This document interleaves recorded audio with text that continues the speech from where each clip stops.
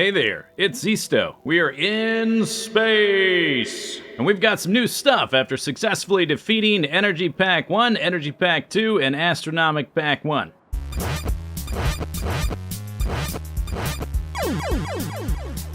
You got Space Railway, Wide Area Beacon, Portable RTG-2, Upgraded Worker Robot Speed, Rocket Reusability, Pylon Substation, Tesla Gun.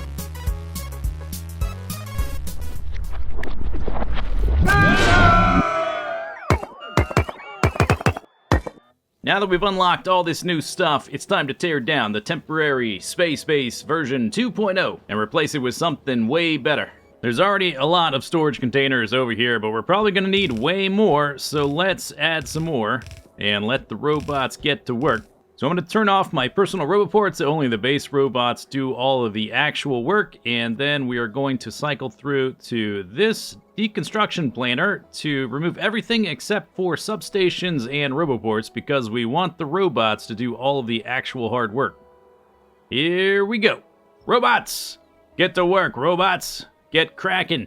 By the way, this stuff getting deconstructed right now is Astronomic Science Pack 1, which I built off-camera in between episodes like I said I would, so we could unlock a few things. It ended up being a lot simpler than Energy Science Pack 1 or 2, and we'll go over it once we rebuild everything. One of the things I really wanted for the new space base that we're going to build in space is this pylon substation, which is going to make our power grids a lot simpler. Look at this thing, it's humongous. So while the robots are doing the heavy lifting, we're going to build a little bit to the south, and we're going to set up a new area to get to work on a more organized nexus in space.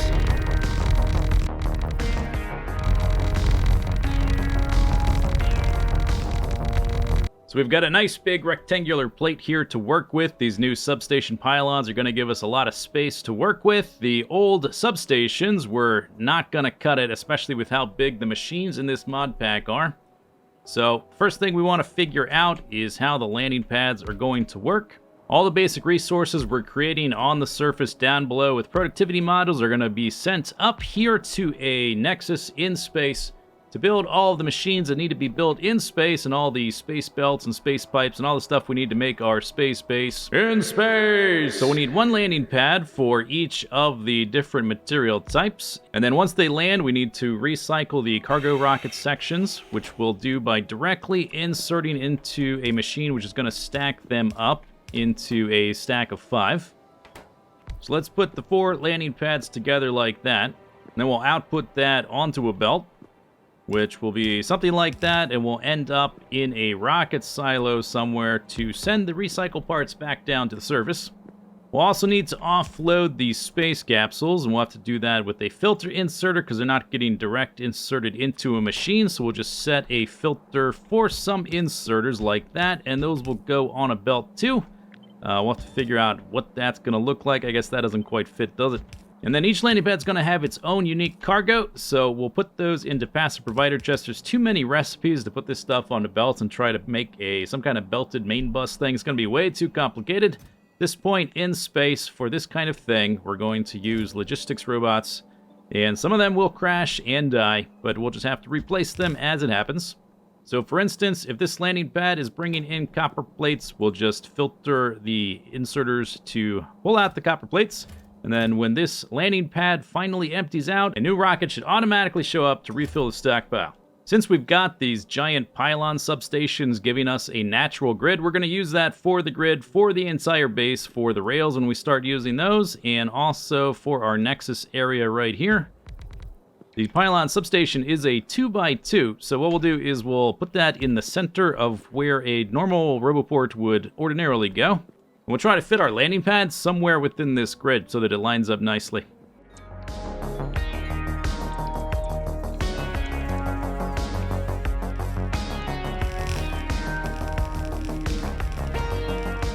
So here's the first rough draft of the new space base. All the landing pads are lined up nicely. The roboports form a grid. They're spaced evenly in between the big pylon substations. All the inserters are doing what they need to do. We ended up putting the space capsules onto their own belt like this. And the cargo rocket sections get stacked into 5. They go on a belt like this. And then we've got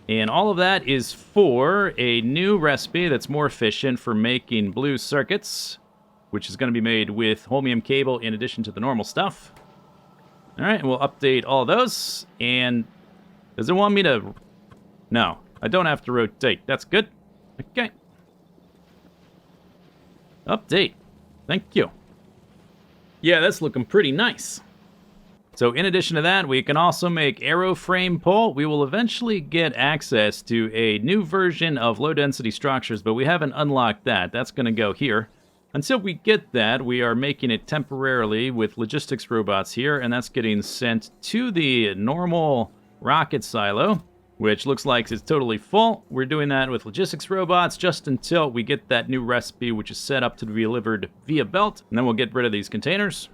We also have a new recipe for creating cargo rocket sections. We can do that with our beryllium plate now, and so we get double the bang for our beryllium bucks.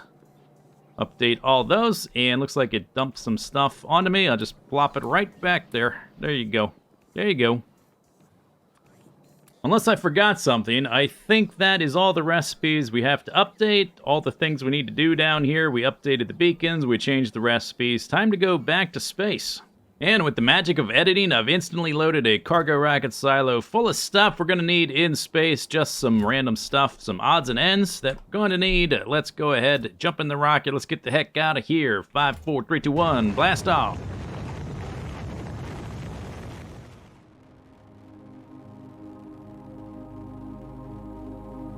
Space. I'm going back to space now. This is the voyage of one cargo rocket. Who's going to space. Again. So here's the updated version of the space base. All the little machines over here to make more things needed in space to make more space base. In space! And then down here at the bottom, I've reserved some room for the different modules we'll be making as we unlock them. We'll be scooping modules out of our old base to recycle them down here. Might have to modify that a little bit for that function. Over here we got all the big machines, and tried to streamline all the pipes as much as possible to minimize the amount of barrels we need flying around. I made the decision not to have sulfuric acid barreled and sent into space, or batteries sent into space, because we don't need either of those directly for any of the science we're going to do. Had I known at the time it would take these gargantuan machines to make sulfuric acid and batteries in space, I might have done it differently, but it doesn't matter too much either way. All these machines on the left, by the way, are being juiced up by just 2 individual beacons. That's pretty cool.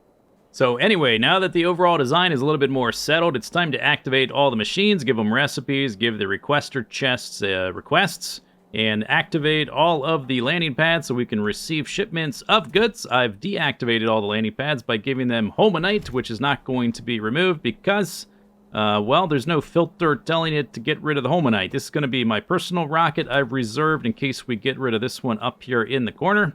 But this one is going to receive rocket fuel. We've got a bunch of random materials from the old temporary base. So I think what I might do is just go into my logistics request and just request a bazillion rocket fuel. Have the robots deliver it to me, and we'll start using these landing pads. I'm just going to dump it in here as the robots deliver it. Maybe actually I should get rid of the stuff in my inventory. Like that. So I have more space for spacey things. As long as I still have my life support canisters. This might not actually be the best way to do it because we're probably going to lose a whole bunch of logistics robots. They're going to crash and die. But this is going to be for rocket fuel. So let's go ahead and give this a filter for the rocket fuel. Boop, boop, boop, boop. This is the rocket fuel landing pad. I got to do this for every single one. Of course, I could just ignore this, and over time, the robots would request things from the storage chests before the passive provider chests, and eventually it would clean itself up. But it kind of bugs me how messy it is, how full all these storage chests are. So I think I'm going to clean it up as much as possible before doing anything else. And once again, whammo zammo, the magic of editing. Things have changed. I've updated stuff. All of the landing pads are set up. They've got filter inserters filtered. They've got things in the landing pad and passive provider chests. I've set up the return cargo rocket silos. Now you might be wondering, why not just combine all this return stuff into one cargo rocket silo to send it all back to the surface in one big clump and simplify it a little bit? Well, we might not always be sending these things directly to the surface. We might be sending them to other outposts, and our needs might be different depending on the outpost. We might not want a mixed rocket. I might want to send just one or the other. So we're going to keep them separate, which keeps things simpler and allows me more flexibility in the long run.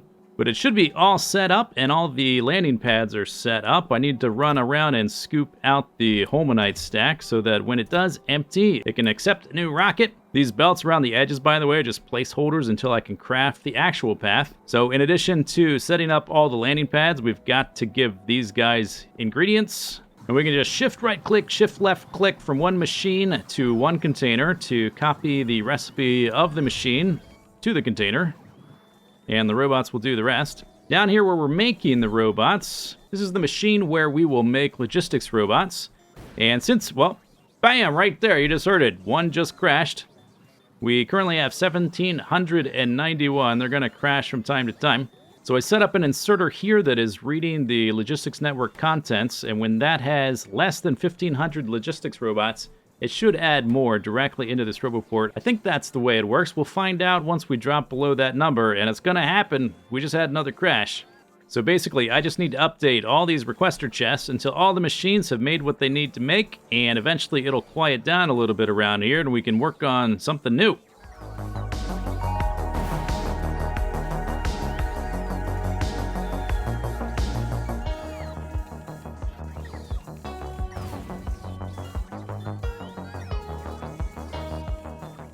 Actually, I had it set up wrong. It needs to be set to read robot statistics, not read logistic network contents, since they're flying around as members of the logistics network. They're members, they're not items. And now that we've dropped beneath 1,500 logistics robots in the network, the inserter is green, so that's working fine. We're just a little bit behind on the creation of the robot frames. I think I need to make more big electric motor assembly machines, and that kind of fine-tuning stuff I'm going to worry about in a little bit. I just want everything functional, then we'll make it optimal. So now that we're getting stuff via rocket resupply, our belts with the recycled materials are backing up, so we need to set up our return rockets. This one is sending the cargo rocket section packed, so we need to find the landing pad it's going to. Any landing pad with name, that's the destination. We find the right landing pad. Unfortunately, for whatever reason, this list is not in alphabetical order, which would be handy. It's in the order in which you created the landing pad, which is kind of going to become a problem as we get more and more landing pads. But we're looking for, there's a return pad, packed rocket section return pad. That sounds right. And then we want it launch on cargo full. Packed rocket section, let me just make sure. Yep, okay, that makes sense. That looks right. And then this one is the space capsules. We want it to go to any landing pad with name, and find the space capsule return pad, and then launch on cargo full. There we go. And this one is the empty barrel pad. And same thing, any landing pad with name. And then we want the empty barrel, there it is, return pad. Launch on cargo full. Okie dokie. And then we need to give them... We need to make sure they're fueled up, so let's get some rocket fuel going. I don't know, 300? Something like that. We'll also get this one going over here. And then we need to request some packed rocket sections. It's going to take 20 to make a rocket, so we'll request 20. For there and there. And then we need the capsules, so we'll put a request for... Since there's 2 cargo rocket silos getting fulfilled by this one container, I'll request 2. We also need to request some barrels for the return rocket because those are not on belts. Those are just flying around through the air and getting deposited into storage chests. There we go.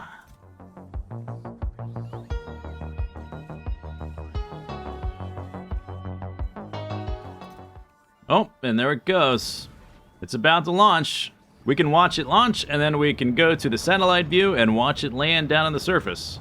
Bye-bye now. Bye-bye now.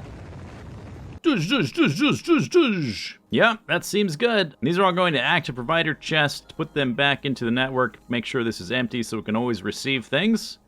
And I've got plenty of storage chests around for empty barrels.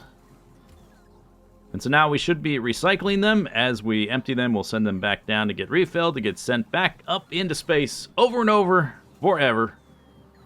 So with the return rocket all taken care of, recycling our rocket parts, sending them back down to Nauvis, next thing to take care of is to update our solar panel field with the new solar panels we've unlocked, the flat solar panels, which are about 7 times more powerful than the default solar panels. Also, you can walk on them, that's pretty cool. We'll have some roboports and some construction robots, and we'll just let them take care of things from now on. We need to see what the maximum distance of the roboport connecting is. It's going to be like that. We need it to connect 2 other roboports. And we're going to use the substation pylon as our grid. So we'll just try to center things around that. And I think what I can do to center that vertically as well is copy-paste it and rotate it. When we first showed up into space, there were some flat solar panels waiting for us, but we don't have any other flat solar panels beside these, so I guess we need to make some before we can really make our blueprint. We'll start scooping up these solar panels and recycling them down at the base.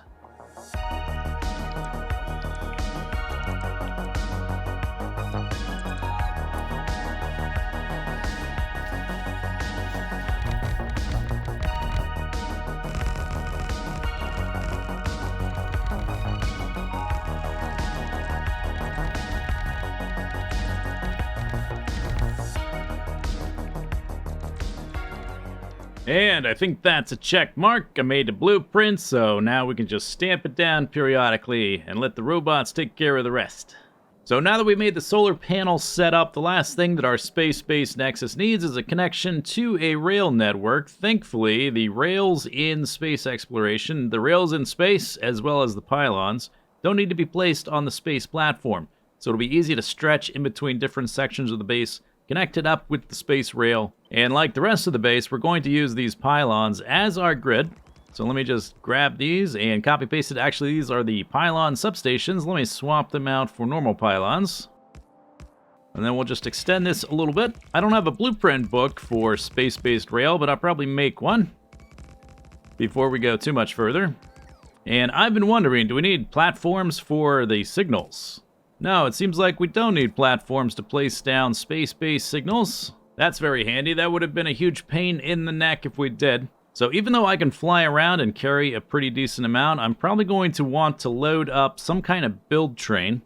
And that train will probably need to be reasonably long. We'll need to give it room to get loaded up with supplies. So next to these roboports here, we'll need space for requester chests and inserters. To load up our build train, if it intersects with that, okay, that's not going to work, obviously. But that looks like it might. We can always move it around later. And in addition to the build train, some of the science we need to do has very weird ingredients that we don't need in large numbers that we can just make here.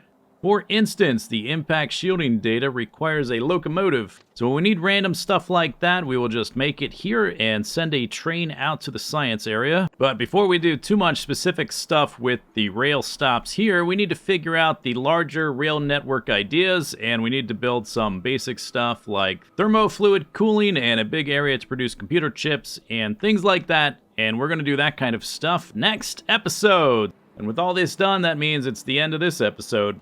Hope you guys enjoyed the episode. I'll see you next time. Bye-bye.